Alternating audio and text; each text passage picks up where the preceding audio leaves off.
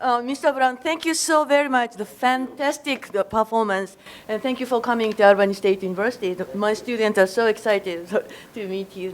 The first, we have Dr. Feng is mathematics professor here at the, Albany State University. Stephen Feng is Dr. Feng's son, and he will play Rachmaninoff. Okay.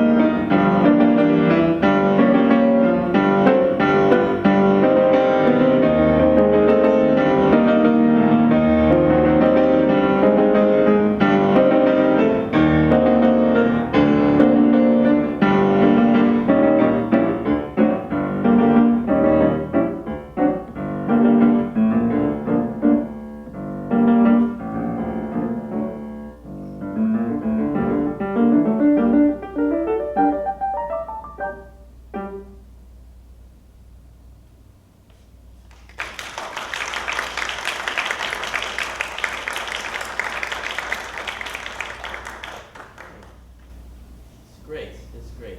Can people hear me if I talk? Yeah. Really? Should I use the microphone or?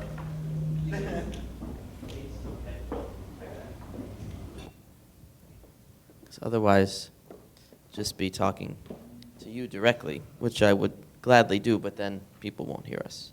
It sounds great. It does. It really sounds wonderful. If I were to ask you, I think I have a lot of things to say, but I'm trying to organize my thoughts. But one thought is that as pianists, it's a very lonely, isolated life. There are good things too, but we have to become our own critics, and that is we have to play and know exactly, or what could be better next time, what I could strive to get, or what could I improve. So I'll start with asking you a question. What do you think you could work on, or what do you think you would like to hear differently in your performance or approach in any kind of? I'll just ask you that question. What would you say? I think this performance. Sure. I think this performance. I didn't realize I was a little bit nervous in the beginning until I actually sat down and started playing. I think, in terms of doing something that I'd like to see, or the thing that I would like to do better next time would probably be just sort of get a little bit more calm, a little bit more focused before I play. In terms of musicality, I think there was a few parts in the B part where it was like da da da da. I think I could carry the melody a little bit better there. And then just technical stuff also, so just trying to catch the notes. And that, I think, is what I would try and improve on. Great. Okay. Now let's do it together. Great. Should I use this? I'll use this music. Yeah. Okay. I don't play this piece, but when you start, I think he marks piano march-like in the instructions, and I think there's something more threatening in this piece than you can get out of this piece, and I think that doesn't necessarily mean louder. In many ways, you can be even more threatening in the softer dynamics. For example, right at the very opening, could you start again?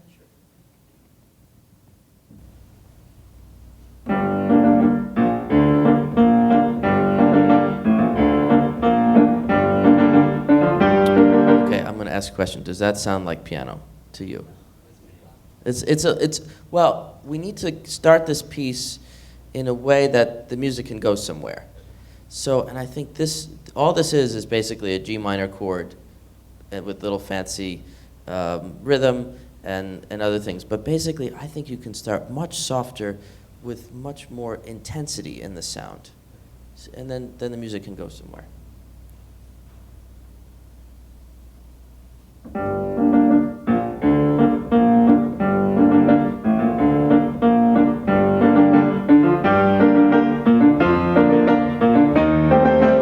Okay, great. Sorry. I'm going to be picky, because that's what I do. Okay, it's great. So basically, you have a little introduction, right, in the form. You have 2 bars of basically G minor. And then you start the crescendo too soon, and then this is a new thought. This is a theme, and a lyrical one.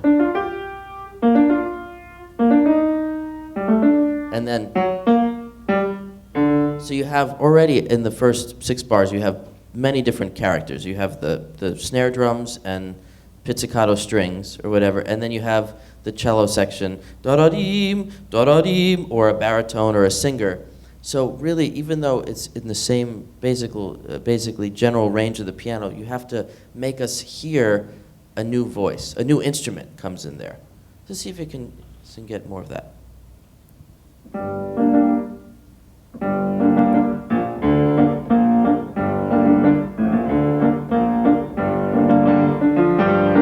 Okay, I'm gonna add one more thing to this. This is just for your thinking to take home. But if this piece on a high level, because if this piece opens, I think it should open in a more objective way. It seems almost too human at the beginning. This is just G minor rhythm. This is rhythm, and then the human comes in. The poor, lonely baritone man in 1900, freezing Russian winter, is pouring out his soul there. But at the beginning of the piece, it's just rhythm. So try not to be too fancy with it. Very, very strict.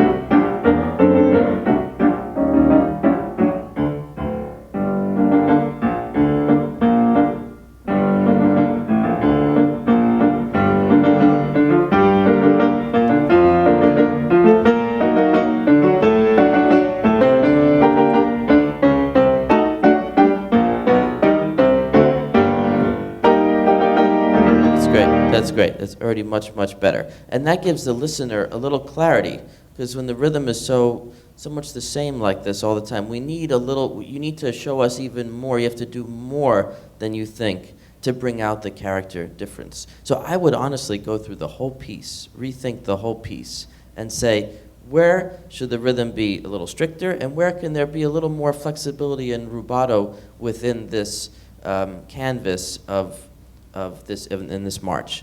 So, and for me, these accents should be more lyrical. They're feeling a little stuck, and da-da-dee, ba-da-dee. I think they should be lyrical. And the other thing I would like you to think about more, and this is something I think pianists always have to strive for, because you play a key, and this relates to something you said. You play a note, and then it dies right away. It's unlike when you have a violin or a cello, you have a bow, you can really sustain and connect notes in a beautiful and in a different way. So with the piano, because this is a wooden box with some strings and a pedal, you have to use all of these resources, but the most important one is your ear. You have to hear through the long notes, to listen to the decay of the sound, to then approach where and what dynamic volume the next sound should be. And that will help you play that melody even more beautiful in the middle section, which was quite beautiful already. But I think if you can really hear that, it'll help even more. Here, I think you can take a breath. This is really the end of the section. Bum, bum, bum, bum, bum, bum, bum, bum. I think that if you think a little bit more orchestral in your approach, bum, bum, the conductor cues a new section there. Can we just do before there and keep going?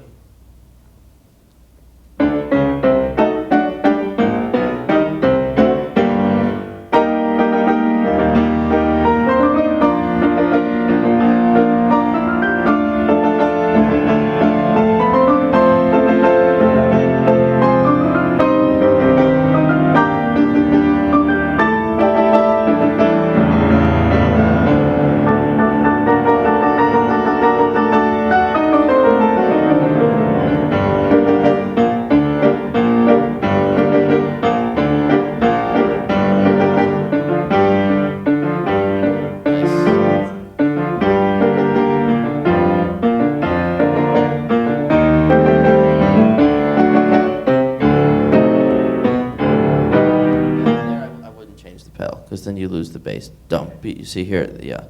I would do the pedaling that's marked, because then you get the bass. And just with this one, I would really arrive at this D as a real boom, and then take your time getting up to the top.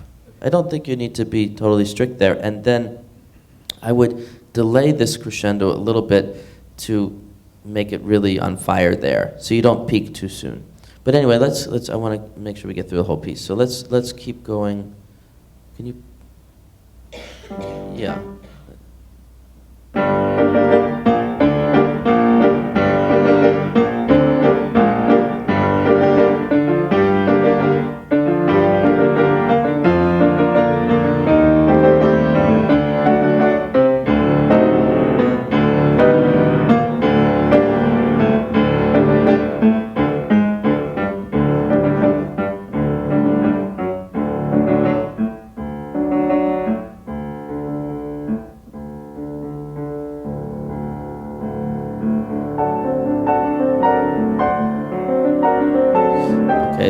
It's great. It's great.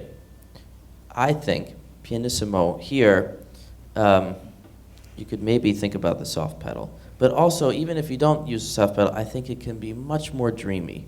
You know, you have to think about the contrast. You know, finally we're in a completely different world from the march at the beginning. And I think you need to embrace it more and love it more. I know you love it, but make us feel out there in the last row that, wow, what a contrast. We're just in. So that's what I would, yeah, can you try just getting into it again? It's beautiful the way you got into it. That's fine.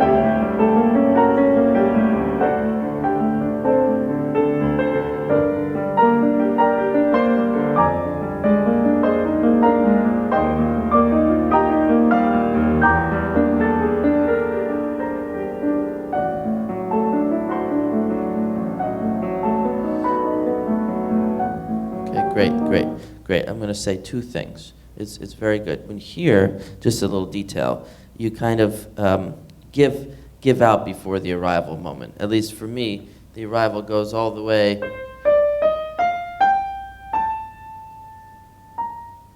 into the syncopation. At least of this phrase. Often we see diminuendo and we get scared and we do it too early. But you can go to the diminuendo. Da dee.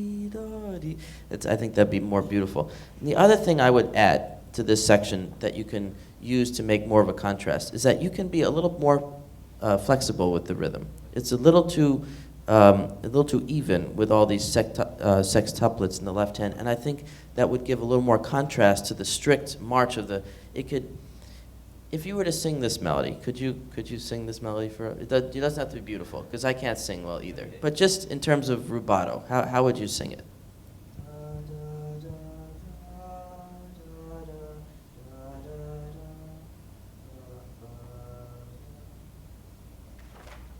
You keep going.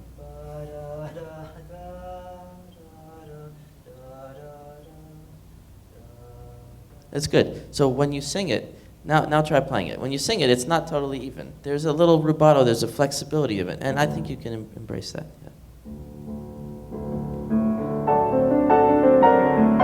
Now pianissimo.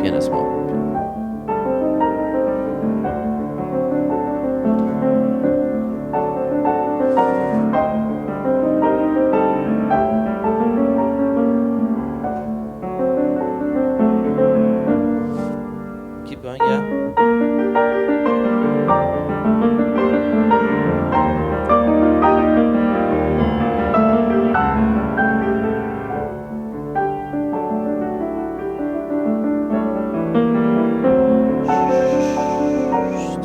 Piano.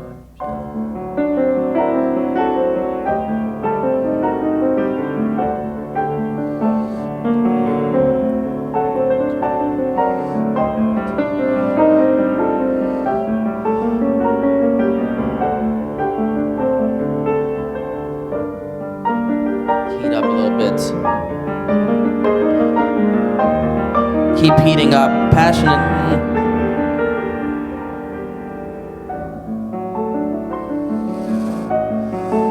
It's still intense. And now nothing. It's too obvious. It's too three P's. This is a premonition of the opening. You know what I mean? I think you can take all the time in the world you want here, to be very dramatic. You know, we have to, something to think about is we have to come off the page a little bit, you know, in your thinking, because you play beautifully and you're doing everything basically correctly. But now you have to see, you know, you just had us in, you know, swooning in a trance, and you have to keep the suspense here. And this is one, actually, a big detail. So here he's got 3 Ps, it's very soft, and he writes poco accelerando e crescendo to tempo 1, and you have a long time to do that. So what I wrote was pacing, because I think if you keep it much softer for much longer, what you did was you made a crescendo to about fortissimo, and then you dropped to piano, and then went to forte, which was okay, but it's not what he wrote. So I would try to do what he wrote and really be very mysterious here. I think this should be a little bit out of time. Can you do? You could even do right on that if you want.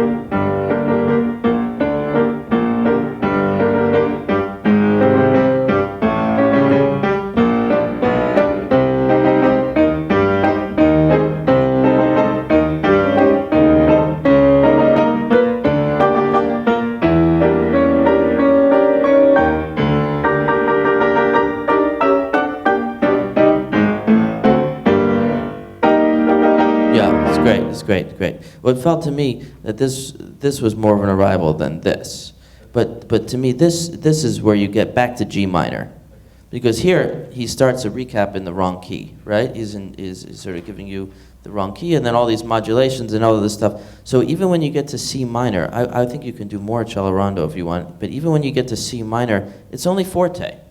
You know what I mean? I would keep it still. It's not fortissimo, and I would really do this. This is cool. Fortissimo, da da da da da, bum bum bum bum bum bum bum bum bum bum, breath, and then forte. And you really make a difference that you play less with the forte. Make more of a difference between fortissimo and forte.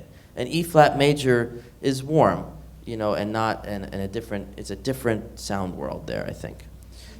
Yes, 5 minutes. Thank you. Okay. See, I only torture you for 5 more minutes. Great, we're getting somewhere. How about it was great. I would keep working on that and really avoid the temptation to crescendo too soon. It's so we all want to do that, but it's so effective to think long-term thinking, to really pace in a long way, to keep the listener in real suspense, and also yourself. Great. Can we do, would you mind there?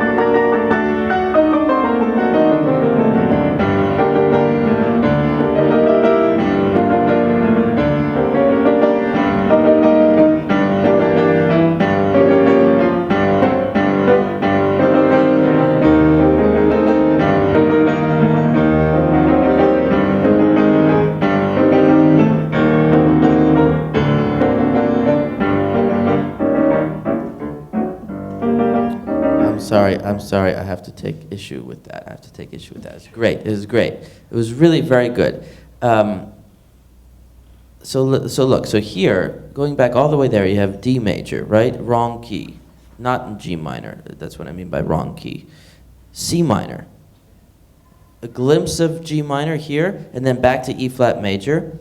And then finally here is where you really feel G minor, and he gives you all these G's in the bass, right? G, G, G, G. It's like almost it's sort of like a pedal point, a couple little other bass notes. But then here, I would really, again, not give out before the diminuendo.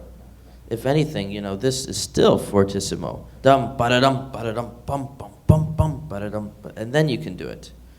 But I wouldn't do it before, especially before a cadence. It sounds like you give up, like you're scared. But really go to this cadence and then start the diminuendo. And you have a long time to come down also, so it's not like you're in any real hurry. And even, can you just start in somewhere the last page or something like that? Great.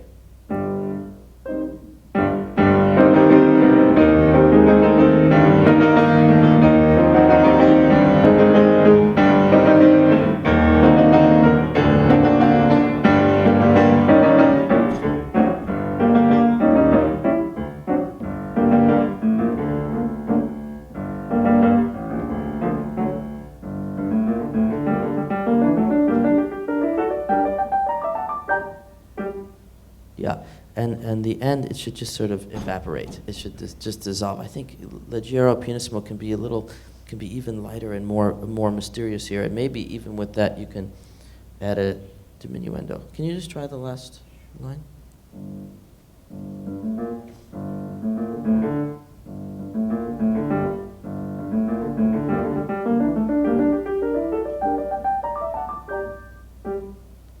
Yeah, and even softer in the last note, and maybe not as short. Maybe somehow. Yeah, a little, as if you had a little vibrato, not just boom, but boom. Like when you sing it, boom, it has a little. It's a little more. Try it again. A little more spoken.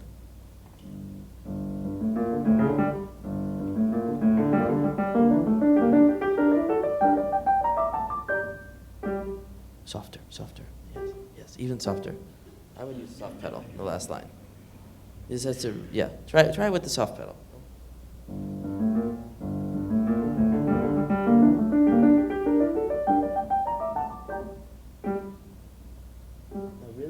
Really listen to playing the last note a little less. I'm not going to have you do it, 5 times. But anyway, it's great. Very good. Keep thinking like this is an orchestral piece, and that you have to have different characters for different sections, for different motives. So, for example, just my last thought is that the ba-ba-bum throughout the piece, just think of it as rhythm. Think of it as, I don't know, horns and percussion. And then, this could be pizzicato basses. So it's not just, but it's, if you were a conductor, you would have to cue them, and they would have a slightly different approach to it. So just constantly think of it, especially when they're in the same register, like here, woodwinds, strings, woodwinds. So it's just more, you can get more contrast and more stuff out of this piece, I think. But it sounds great. Thank you. Great.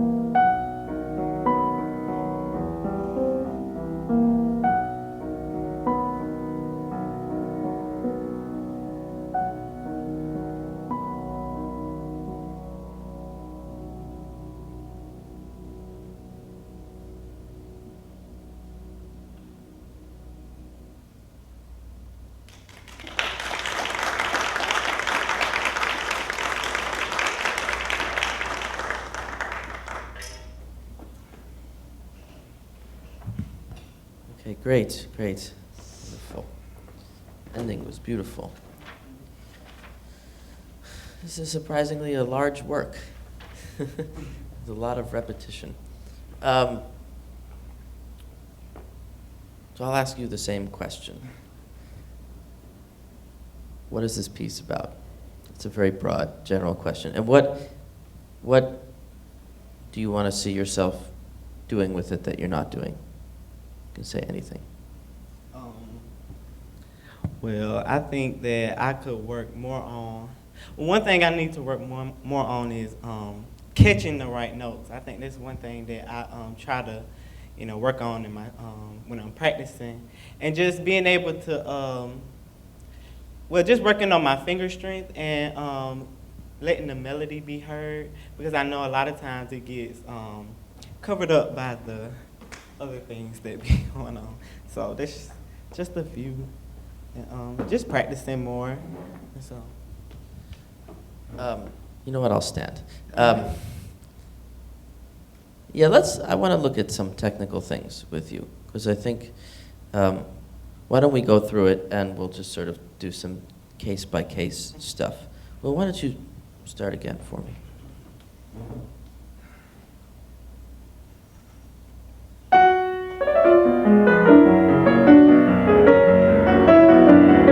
Okay, all right. A couple things. So it's only marked forte, but it is marked agitato. But I would say a similar thing that I said to Stephen about the piece has to, this is only the beginning of the piece. And you're going to hear this theme, I don't know, 8 or 10 more times. And if you did some of those repeats, which you didn't do, 15 times. So anyway, let's not accent each beat and really try to do this slur as if we have a bow. So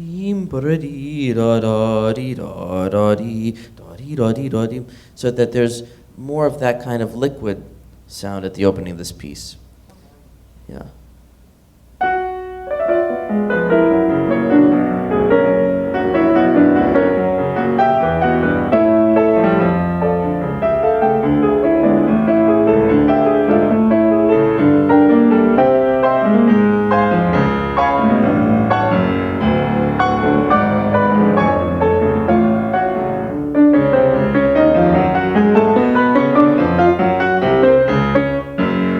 That's already a lot better to me, and creates a much longer line. When you get here, I would really even bring out the left hand more, as a kind of way to imitate the opening. So I would play the right hand a little bit softer here and just try to balance. This register in the piano is very present without you doing anything. So if you play it too loud, then it can very easily. We'll hear it. Don't worry, we'll hear that. We'll hear that. I think you can balance the hands a little bit more there. Yeah, that's already much better at the opening. Just in terms of a technical thing, when I was watching your hands and when you play octaves, I noticed that your wrist is quite high and your arms are quite tense. And the sound, as a result, is a little bit stiff sounding in those passages, like this one there. And I think if you try to work hard. Can I see you do this? Right. Yeah.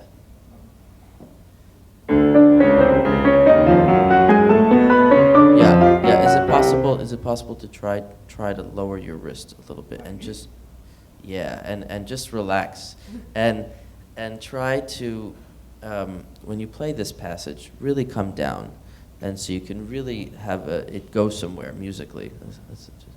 Just try it very slowly once for me, just to see if we can.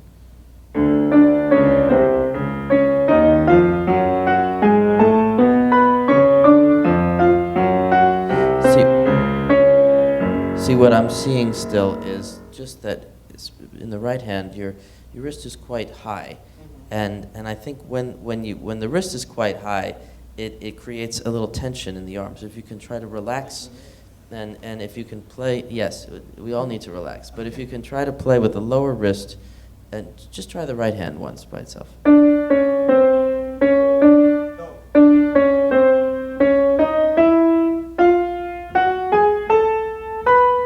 That's great. Now, but now try to play them actually legato, like even exactly. much better. Like you have a bow. And when you're playing octaves, you can try to really legato octaves. You can try to make the top line as legato as you can. I would even play the top line without the thumbs, and then just lay the thumbs in. So just let the thumb go along for the ride and create the illusion that you can't actually play legato in both voices. So I would really take time to work slowly through all this technical stuff, but specifically with a passage like that, just to create a nice smooth legato and then a long line that's free of accents on the beats. Does that make sense? Good. Okay, let's keep going, because can we go from here? Just sort of jump around, yeah.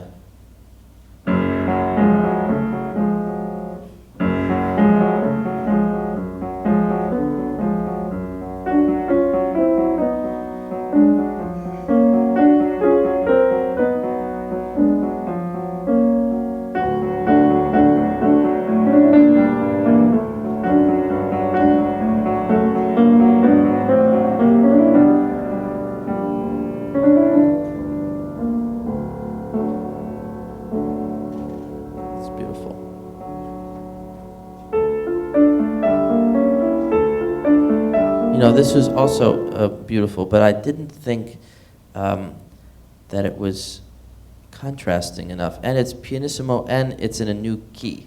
So we have a piece that's in B minor, and how does D minor relate to B minor?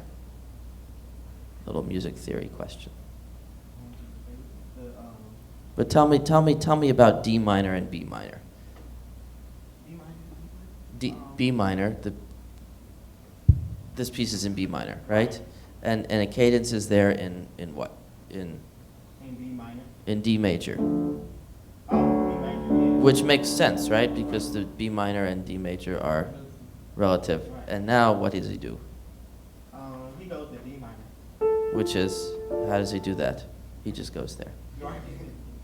But, so from D major to D minor, without any modulation, preparation, he just goes there. He says, here's this end in D major. It's kind of a little relaxing. The piece is agitato, and then D minor. That's kind of cool. I think it's cool. Maybe some people out there think it's cool. Brahms probably thought it was cool. I'm sure Clara Schumann did too. Anyway, I think you can make more of a big deal about it, especially because it's pianissimo. I would make it extremely. Can I sit for a second? Sure. If you.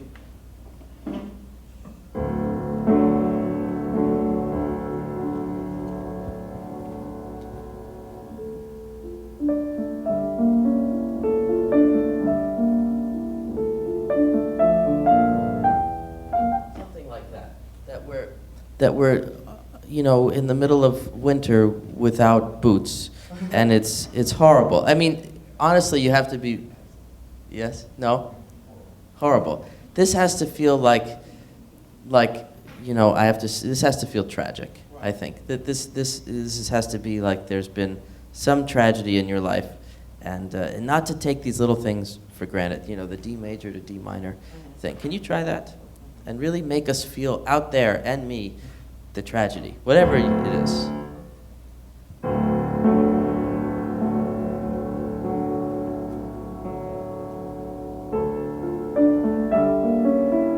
Beautiful. Yeah, it's good. Stay in the world. Stay in this intimate world longer if you can. Okay. Yeah, stay. Once you create this pianissimo world, just bathe in it a little bit more. We have plenty of time for forte coming up, but this is your moment of. Try it again. Now you can just go right on D minor.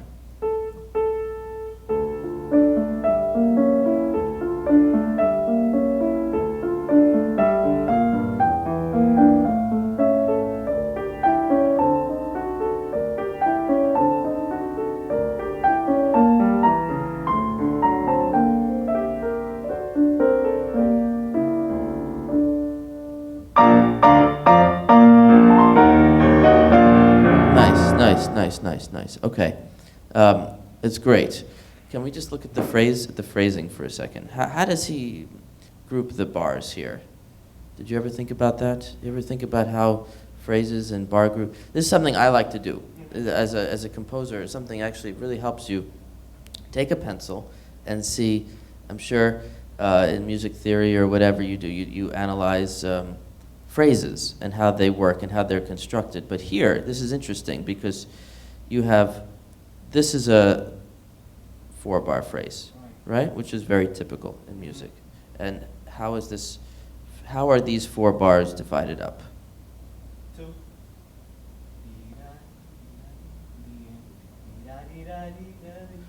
You think 2 and 2? I mean, this is up for debate in a way because this is not scientific. For me, it looks to me like it's 1 1 plus 2. Dee da dee, da da dee, and now dee da da da dee da da dee da. So I think if you decide that it's 1 1 plus 2, show us that more. And then here, this is kind of cool. This is why I'm going off on a tangent. Da da dee ba da dum da da da da dee da da dee dum be da da da. He adds an extra bar, so it's a 9-bar phrase, which is atypical, which is kind of cool because you usually have 4 bars, 8 bars, 16 bars, but here you got 9 bars. He gives you that extra bar. That's what makes him a great composer, you know, because those other thousands of composers that we don't hear about in the 19th century anymore didn't do things that cool. So that's really awesome that you get a phrase, what we call a phrase extension. Dee da da da dee da da dee dum be da da. He gives you the extra bar. Now when you get here, I would think about that, of kind of bathing in this pianissimo world. He doesn't give you any crescendos. He just gives you little tiny phrase markings and things like that. So, but I would try to do them within that world more, because we don't have that many opportunities of repose in this piece. It's so agitato and whatever. When you get here, I want to look at your sound, because forte with dots and octaves, I think you can get a more release in the sound. Can you try? Yeah, see if you can. Yeah, so that's too harsh. That's too harsh. We don't want a harsh sound. We want a forte full sound. Dum, bum, bum. Okay, so another thought about how to avoid a harsh forte sound is that in the right hand, or actually in both hands, when you have a chord of 4 notes or so, you don't have to play each of the 4 notes quite equally. You can create the illusion that maybe the top note and the bottom note are a little bit louder, or you can decide on a case-by-case basis. But the idea that you don't want that sound, but maybe with, you know, a soprano voice on top, and if you can I just see you do the right hand? Yeah. So go into the piano. Yes. So use the arm on each chord to release forward, and yes, that's much better. Try that again. Yes. I'm going to touch you. Okay. Is that okay? Okay. Yes. Are we? You gotta be very careful these days. Okay. Yes. Yes. No. Don't be afraid. Go hit the thing. Absolutely. Hit the thing. Make some scratches on it. There's already thousands. Yeah, better. That's good. You play like you have paws, not hammers. Okay. Yeah, that's great.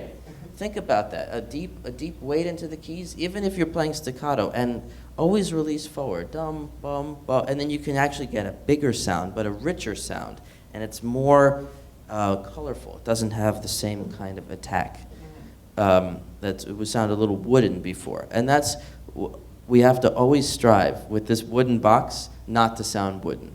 That's the goal, that we can sound full and orchestral, like strings or whatever, trumpets. Okay, that's my speech with it. Yes. Oh, we got the 5 minutes. Oh, okay. This is good. Okay, let's go from there, and see what you can do to. I mean, this stuff might take a little more time than the next 30 seconds, but.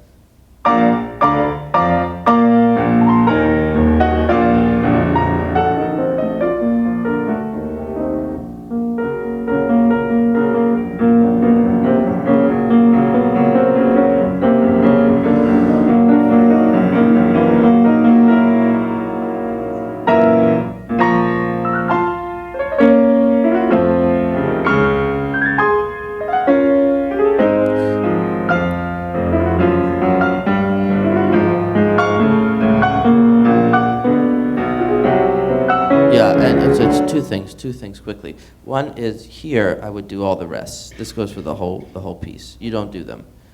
So really let us hear the silence there. Do you know what I mean? Yes. Yeah, all these. To clear the pedal so it doesn't sound like these are half notes. And when you get here, I think whoever, probably you wrote this in, which is I think a great idea, to really keep it softer longer. Okay. Similar to the Rachmaninoff, to really create a long range tension. Team, ba-da-dum, beam, ba-da-dum. Okay, this is great, this is the same, this is beautiful. Just wanted to look at this for a second. Can you play a little bit of this?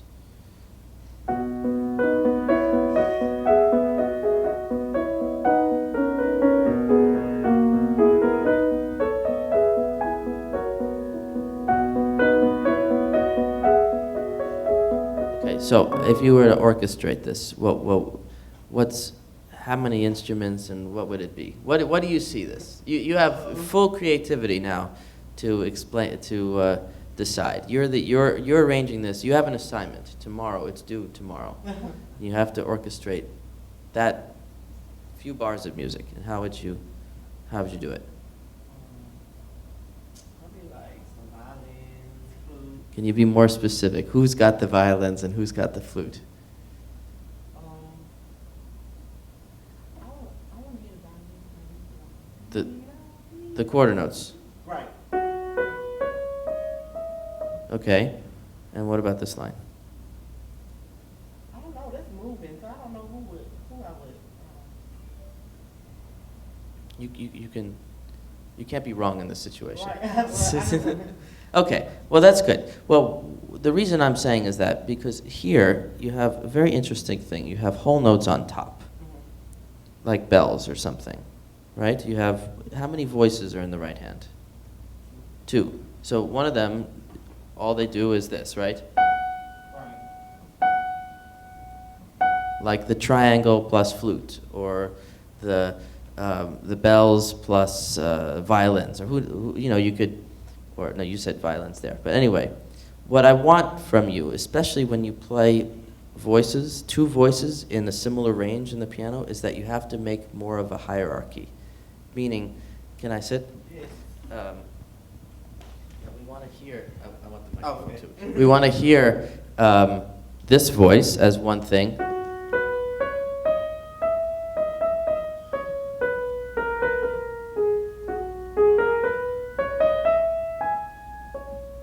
That's one line, played by the violins or the flute or whatever you decide, or in this case, the piano.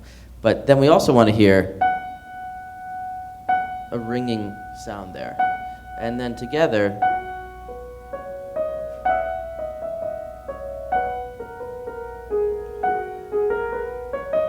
you know what I mean? It shouldn't sound too like they're part of the same thing. They need to be, really listen, oh, am I playing the melody? I would just play the voices alone, actually, when I practice. Can you try this together?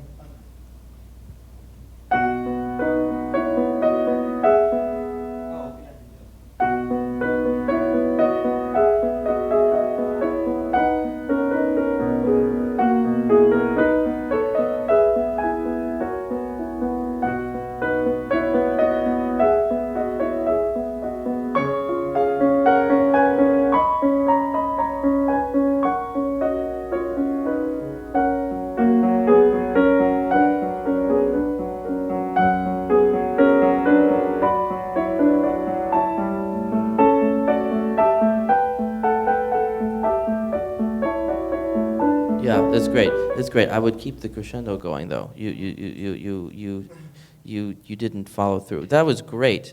The only thing I would add is a little more molto dolce espressivo to all this. But the idea now and the conception is very good. But you can even, when he writes molto dolce espressivo, that's a lot of ink for a kind of intimate sound world that he wants. It's kind of like the answer to the D minor, the Siberian cold Arctic sound world that you got, and now this is a little warmer major, but still intimate.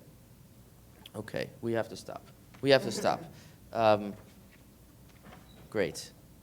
Thank you. That was great. Thank you. Yeah. Pleasure.